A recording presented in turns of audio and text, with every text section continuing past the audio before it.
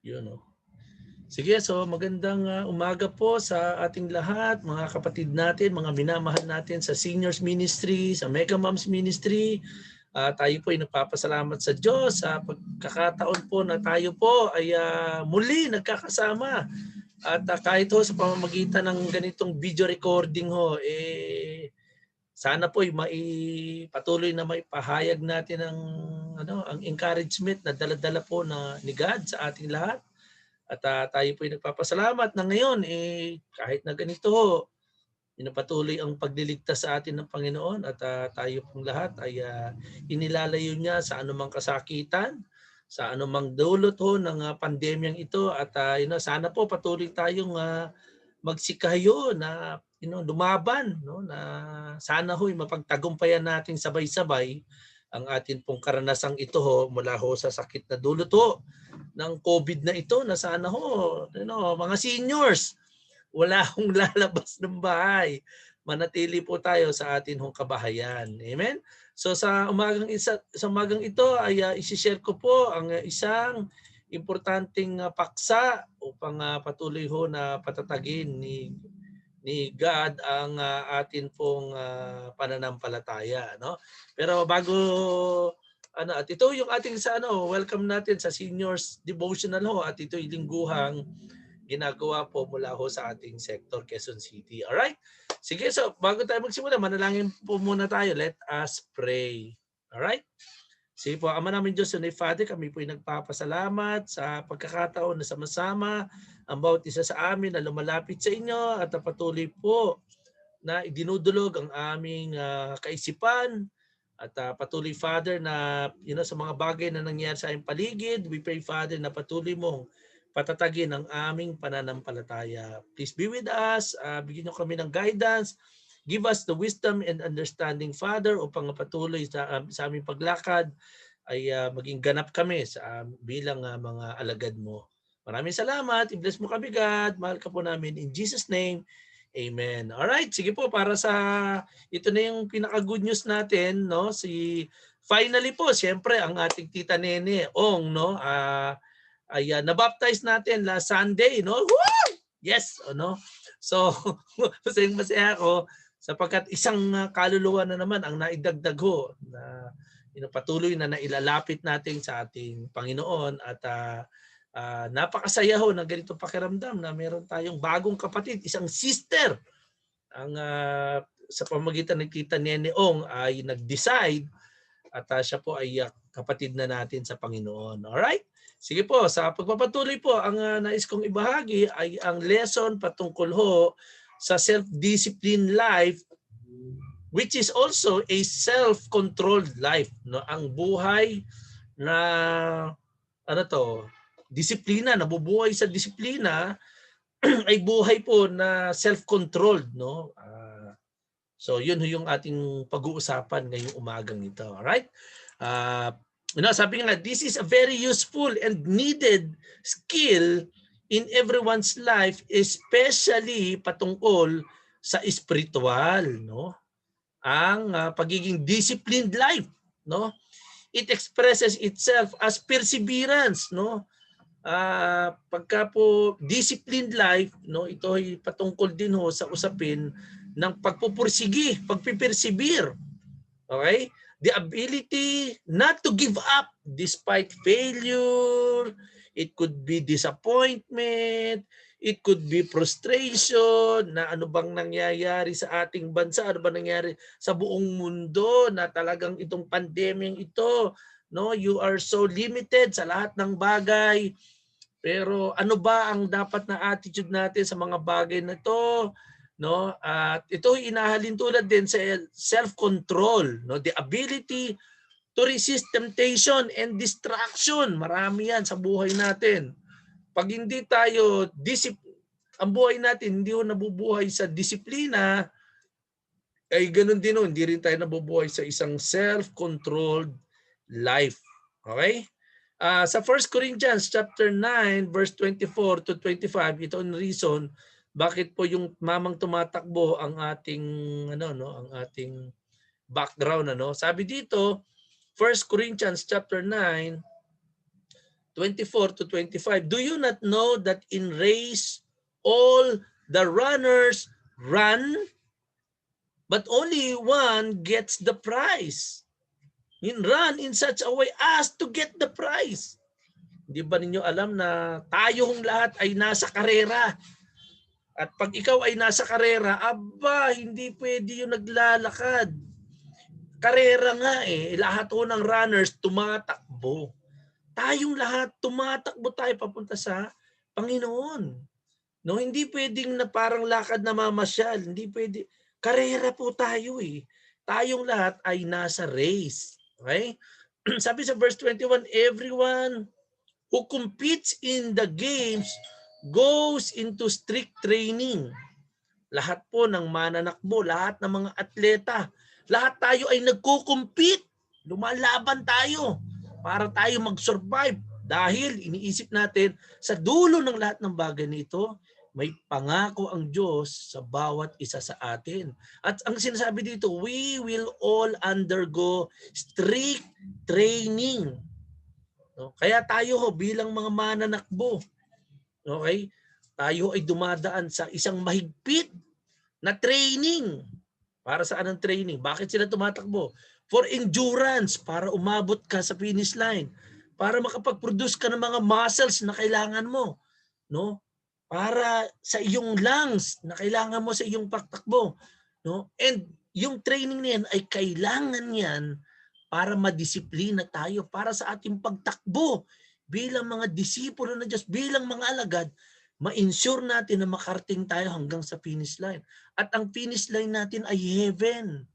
Ang finish line ho natin, yung the idea of being with God, finally, na tayo pong lahat, i-embrace natin ang ating Panginoon. Sabi dito, they do it to get a crown that will not last, but sabi dito, we do it to get a crown that will last forever. Yung forever relationship kay God. Yun po yung itinatakbo natin dahil alam natin ang premyo natin dito ay ang pagsama natin kay God. Amen? Sabi nga ay, why do we need to practice self-discipline? Kailangan ba talaga natin ito? Kailangan, may edad na ako, ano ba naman yung kailangan? Yes, kailangan po natin. Lalo na ngayon. Lalo na tayo nasa, kumbaga, nasa stage in life na kung saan tayo po masasabi natin nasa takip silim ng ating panahon. Lalo na all the more kasi tayo po yung pinakamalapit sa finish line, no? Quote unquote. All the more na dapat natin pinapractice ang self-discipline para hindi tayo ma-disqualified. Okay? Sabi nga, point number 1, possession of self-discipline enables you to choose and then persevere with actions, thoughts, and behaviors which lead to improvement and success. Being with God, yung pagiging in the end, yung finish mo, finish line matapos mo, at alam mo na meron kang reward, yun yung great success. Pero without discipline, you will not be able to persevere with action, thoughts, iniisip natin kung hindi natin tayo disiplinado, kung paano tayo nag-iisip, and even our actions and behaviors. Kasi lahat ho yan, as part of training, kung hindi natin i-improve anything, action, thoughts, behaviors, everything, if it is with self-discipline, lahat po yan magli-lead, dadalhin tayo para i-improve natin ang pananampalataya natin papunta doon sa success. Alright? It also gives you the power and inner strength to overcome weakness. Meron ka bang weakness? Actions. Meron ka bang addictions? Ano ba pinagkaka-addikan mo ngayon? Could be games, could be TV, could be internet, could be marami bagay. Okay? Inner strength to overcome procrastination. Bukas na yan. Saka na yan. Yung mga ganong klaseng attitude. And laziness. and to follow through whatever you do. So lahat ho ng mga bagay na yan, sa pamamagitan ng self-discipline, we can be able to overcome, no? And identify ano yung mga possible na sumisira, nadidistract tayo sa ating inner strength, okay, by overcoming weakness, addiction, procrastination, or could be laziness. Okay? So, ano mga kasama dyan? Could be in our quiet time. If our lazy, in our quiet time, we are not reading our Bibles. We are not doing our journals, quiet times, prayer times, no? Pag hindi po natin nagagawa yan, yan po ay kasama sa strict training para makapag-develop tayo ng mga spiritual muscles dahil tayo po ay sa harap ng Diyos para tayo mga atleta. At yun ang sinasabi po ni Apostol Pablo. Okay? 1 Corinthians 9, verse 26 to 27, therefore, I do not run like someone running aimlessly. I do not fight like a boxer beating the air. Hindi ganun. Hindi, lahat ng ginagawa natin, lahat ng pagsisikap natin, lahat ng paghihirap natin, may direksyon lahat yan. Sabi niya, no, I strike a blow to my body and make it my slave so that after I have preached to others, I myself will not be disqualified for the prize. Ako mismo, sabi niya, inaano ko sarili ko, ini-embrace ko yung discipline, hindi para pahirapan ang sarili ko, para ako mismo, sa pagpapahayag ko ng salita ng Diyos, hindi ako ma-disqualify ng Panginoon. Dapat ganun po tayo, baka mamaya up to the last minute, hanggang sa huling hininga, ma-disqualify pa tayo. Sayang ang prize, sayang ang sinimulan, sayang ang pinaghirapan. Amen? In Hebrews chapter 12, verse 11, sabi rito, no discipline seems pleasant at the time, but painful. Ang tanong, madali ba ang training? Mahirap ang training because it is painful. Sasakit ang mga buto-buto mo, sasakit ang kalamnan mo. Yes, kailangan yun. Tayo, ganun din minsan, when we pray to God, when we read our Bibles, nakakapagod sa mata na, nanghihina na tayo sa ating paningin. Okay? Easily nadidistract tayo. Easily, minsan nahihirapan na tayong intindihin. Pero okay lang yun. Sabi dito, later on, however, it produces a harvest of righteousness and peace for those who have been trained by it. Pag tayo po inalaw natin ang training na yan, if we will continue to do it every day and every day of our lives, okay, it will create, ang sabi dito, it will produce a harvest of righteousness.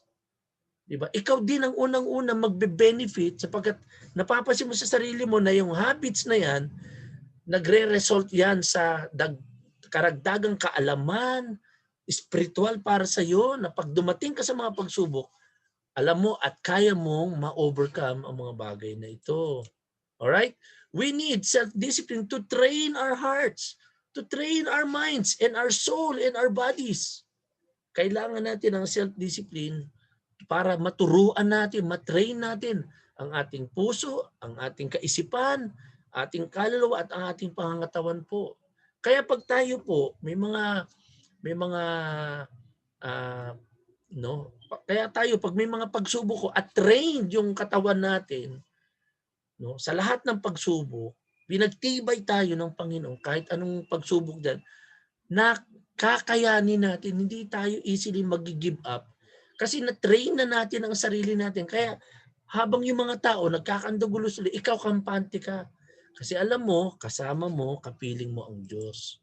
Alright? In 2 Timothy chapter 1 verse 7, for God has not given us a spirit of fear and timidity, but of power, love, and self-discipline. No, sabi dito, God has not given us a spirit of fear. Hindi tayo binigyan ng Diyos ng katakutan, ng kahinaan, pero binigyan tayo ng, ano sabi dito, the Spirit of God has given us power, love, and self-discipline. Kapangyarihan. ang binigay ng Diyos para mapagtagumpayan natin ang lahat ng ito. Sabi nga ni Ralph Waldo Emerson, no, isang American philosopher, sabi dito, sow a thought and you will reap an action. Magtanim ka ng kaisipan, magre-result ng action. Magtanim ka ng action, magre-result ng habit. Magtanim ka ng habit, daily habit, at mangyayari yan through continuous action, mag-create sa iyo yan ng character. At pag yan ay nakapag-develop sa iyo ng character, it will result to, sabi dito, you will reap a destiny. No? So ibig sabihin, simulan natin sa thought, lahat ng destiny, nagsisimula lahat yan sa thoughts. Kung ano yung inisip mo, kung ano yung itinanim mo, kung ang itinanim mo sa isip mo, negativities, ay ang destiny mo, wala. Wala kang patutunguhan. Pero pag sinimulan mo yan sa thoughts, it will create action, it will create habit, will develop character, and eventually, it will create in you destiny papunta kay God. Alright? Sa Titus chapter 2 in verse 12, it teaches us to say no to ungodliness and worldly passions.